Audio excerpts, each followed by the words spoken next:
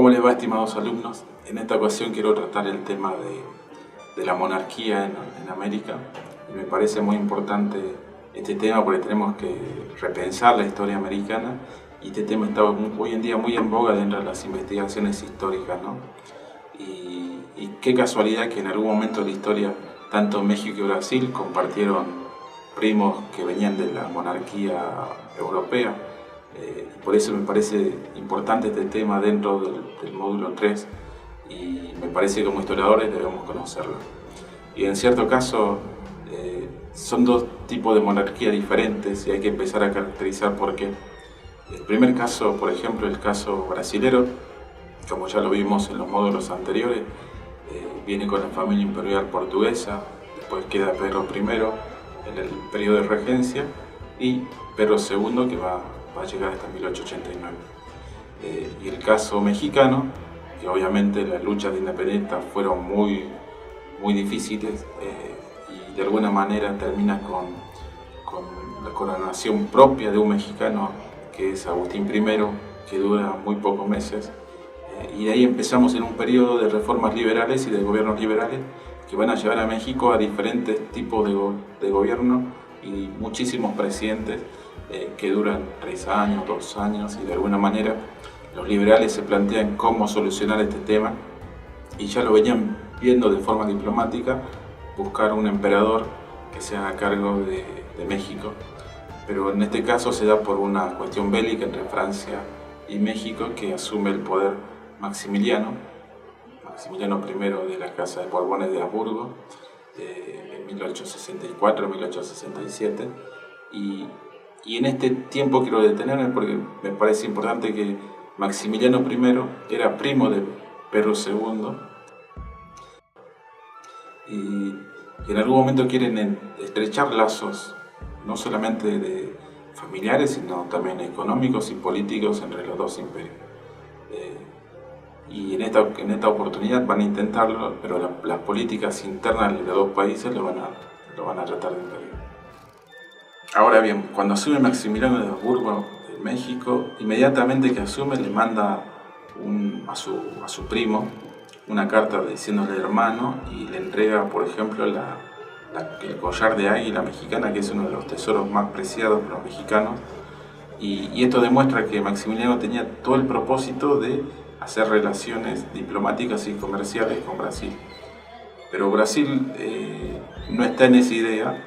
Recordemos que si bien está gobernando Pedro, tiene un poder político muy opositor, tiene un poder económico muy consolidado con Gran Bretaña, y Brasil, por ejemplo, no reconoce de alguna manera de forma diplomática a Maximiliano porque su gobierno se debe a una intervención armada de Europa en el continente americano, entonces su legitimidad estaba en juicio.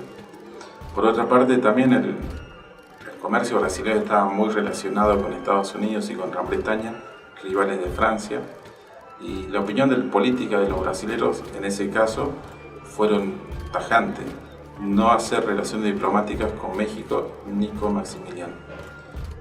De todas maneras, existió esos intereses, hubo llamados diplomáticos tanto en Brasil como en México.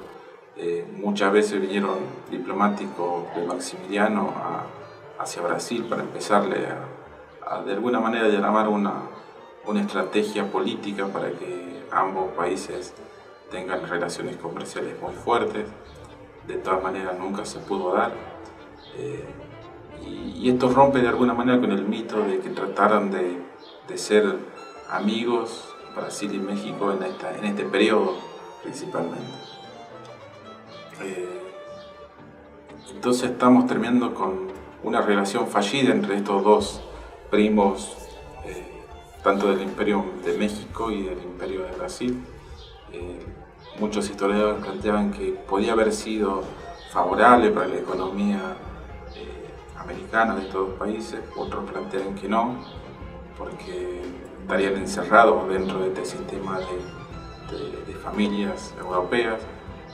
Es por eso que los liberales mexicanos en 1867 van a derrocar a Maximiliano con el apoyo de Estados Unidos, incluso lo van a fusilar momificar y lo mandan en el mismo barco que lo trajo hacia Austria.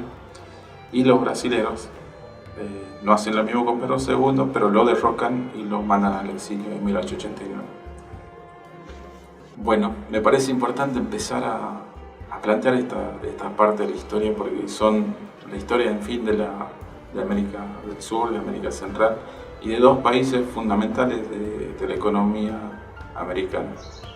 Son dos países que pasaron por luchas de federales y conservadores en el caso de México, y en el caso de Brasil mucho más claro, periodo del Primer Imperio, Regencia y Segundo Imperio, pero son dos países que en algún momento de la historia concibieron que dos primos intentaron hacer relaciones políticas, económicas y diplomáticas. Bueno, era eso, empezar a derramar estas ideas que seguramente van a surgir del módulo y de alguna manera cerrar estas dudas que ustedes tengan, porque el concepto de monarquía nos hace acordar a otro tipo de historia, pero sucedió acá en América y es importante empezar a debatirla y sobre todo enseñarla para que nuestros estudiantes comprendan de alguna manera que la historia tuvo esta fase de la historia, ¿no? La monarquía en América Central y América del Sur. Bueno, hasta el próximo video y esperamos que se sigan emocionando con esta historia americana. Chao.